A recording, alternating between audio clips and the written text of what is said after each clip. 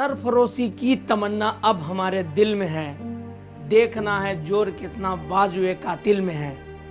ये कुछ चंद लाइनें देश को आज़ादी दिलाने के समय कुछ वीरों ने गाई थी। नमस्कार, मैं हूं शिशिर और आप देख रहे हैं खबर हिंदुस्तान। आज की मेरे कार्यक्रम में मेरे साथ एक महान वैज्ञानिक की दुख भरी कहानी है। विडंबना है इस देश के लिए कि ऐसे महान सपूत जिसने अपना पूरा जीवन देश की सेवा में समर्पित कर दिया। आपको बता दें कि आज हम इसरो वैज्ञानिक नंबी नारायण के बारे में बात करेंगे। वे इसरो के प्रमुख वैज्ञानिकों में से एक थे।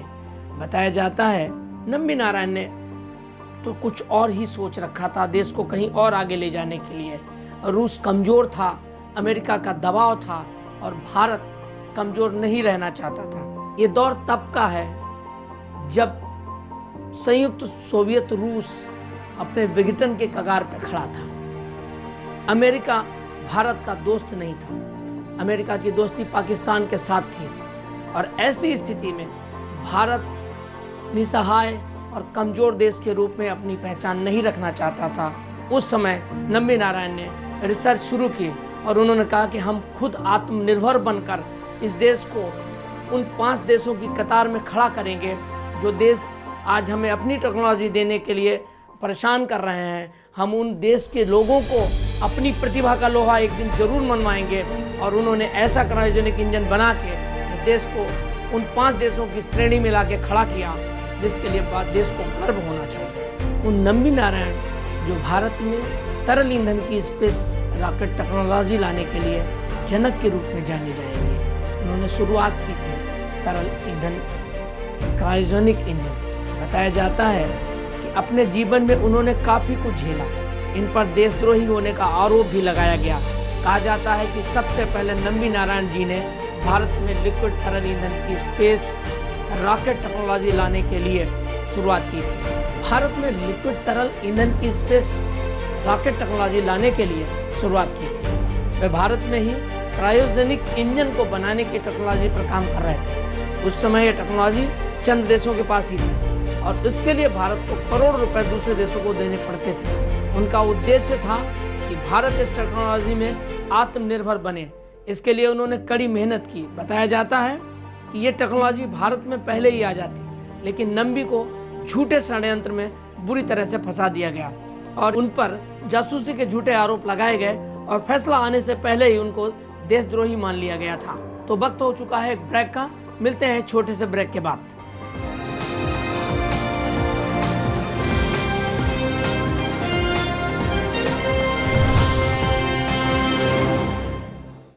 नमस्कार, मैं हूं शिशिर। आप देख रहे हैं खबर हिंदुस्तान। जीवन की सार्थकता धर्म में है और खबर हिंदुस्तान ला रहा है सिर्फ आप सबके लिए एक खास कार्यक्रम धर्म यात्रा। देखते रहिए मेरे साथ खबर हिंदुस्तान।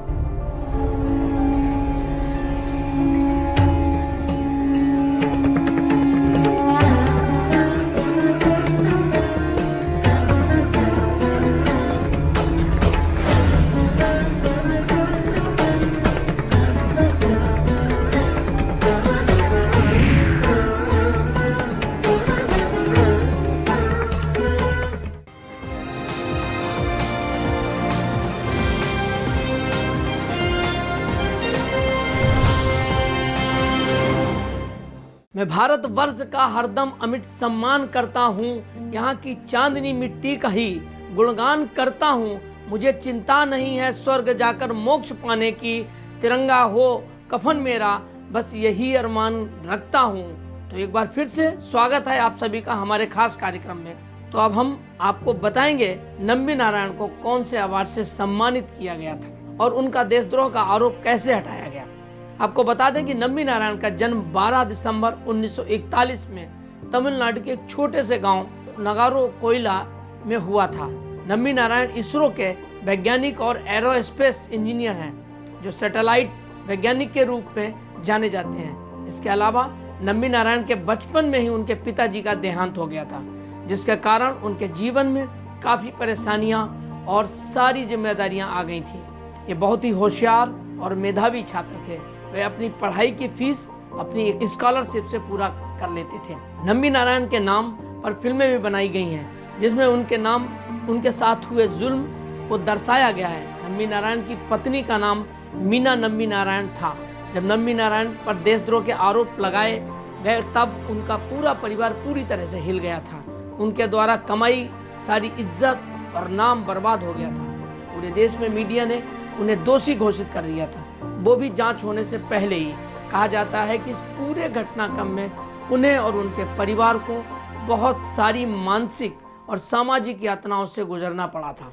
बताया जाता है कि साल 1994 में जब नम्बी क्रायोजेनिक प्रोग्राम पर काम कर रहे थे, तब केरल पुलिस ने 2 महिलाओं मरियम रशीदा और फौजिया हसन को गिरफ्तार किया था। दोनों नम्बी नारायण पर इसरो के रॉकेट इंजन बनाने के गोपनीय सीक्रेट डाटा को बेचने के आरोप लगाए थे, जिसके बाद नम्बी नारायण और उनके साथ वैज्ञानिकों डी शशि कुमारन और डिप्टी डायरेक्टर चंद्रशेखर को गिरफ्तार कर लिया गया था। उन पर भारत की जासूसी और क्रायोजेनिक इंजन की प्रौद्योगिकी के सीक्रेट करोड़ों डॉलर में बेचने का आरोप लगाए गए थे। उसके बाद भारत खुफिया एजेंसी इंटेलिजेंस ब्यूरो के अधिकारियों ने और इसकी मुख्य जांच सीबीआई को सौंप दी।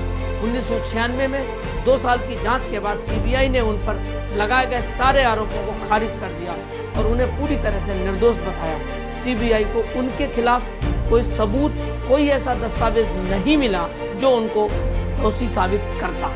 इसके बाद राष्ट्रीय मानवाधिकार आयोग ने कहा नम्बी नारायण को बेवजह मानसिक, शारीरिक और सामाजिक यातनाओं को इतने साल तक झेलना पड़ा। इसके लिए केरल सरकार उन्हें 10 लाख का मुआवजा देने को कहा, लेकिन इसके लिए नम्बी नारायण सुप्रीम कोर्ट में जब अपील करते हुए उन सभी दोषियों को सजा देने की अपील की जिन्होंने उन्हें झूठे केस में फंसाया था। नम्बी नारायण को 25 सालों के बाद न्याय मिला और केरल सरकार की तरफ से 1.3 करोड़ रुपए भी मिले। बता दें कि नम्बी नारायण जी को उनकी की गई रिसर्च और उपलब्धियों के आधार पर भारत सरकार की तरफ से 2019 में पद्म भूषण अवार्ड से नवाजा गया, जो कि उनके लिए एक गौरवान्वित पल था। वास्तव में वे आज भारत के रियल हीरो हैं और हर भारतीय को उन पर गर्व होना चाहिए। तो ये था आज तक का हमारा खास कार्यक्रम। अगला अपडेट पाने के लिए देखते रहिए खबर हिंदुस्तान। नमस्कार।